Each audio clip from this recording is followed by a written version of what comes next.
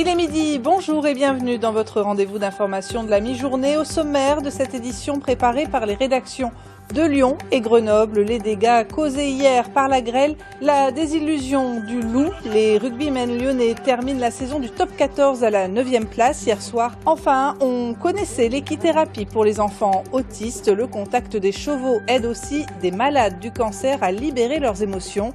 Reportage à Saint-Cergue en Haute-Savoie à la fin de ce journal.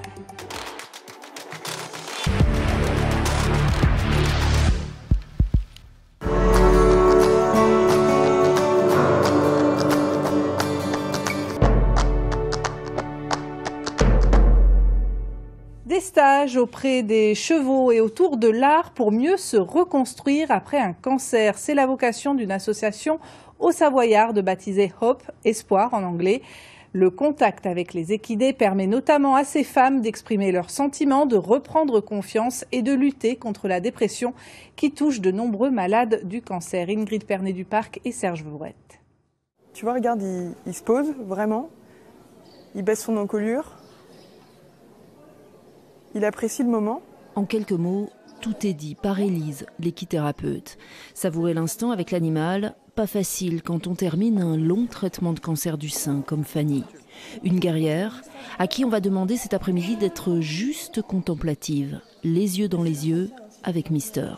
Je pense qu'il m'aide à libérer certaines émotions, à les assumer, à les exprimer, à lâcher, quoi.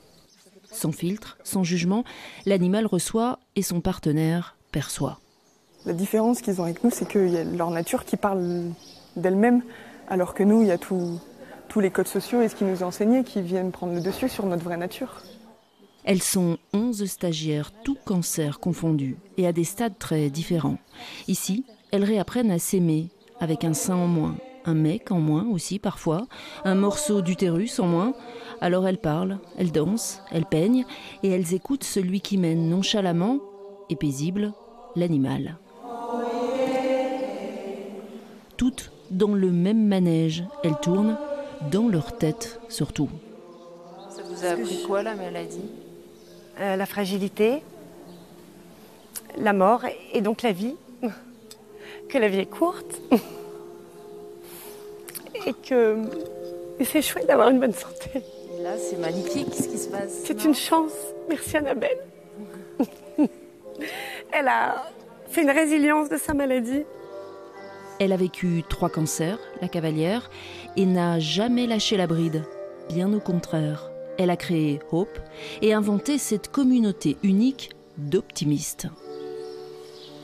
Et en fait, l'effet cheval, c'est ça. C'est dans un premier temps, elles déposent leur valise, elles actent la maladie, et derrière, elles se disent « Ok, je peux continuer, je suis capable de faire bouger ce gros machin-là qui a été à mon écoute. Ok, dans la vie, je peux utiliser ça comme un outil. » En France, 1000 cancers sont déclarés chaque jour, et une femme sur 2 est en dépression après la maladie.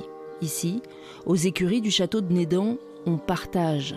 Annabelle se bat toute l'année pour réunir des fonds et accueillir ses stagiaires gratuitement. L'objectif est clair, ouvrir en France un centre à moins de 200 km d'une femme malade. Profite de chaque instant.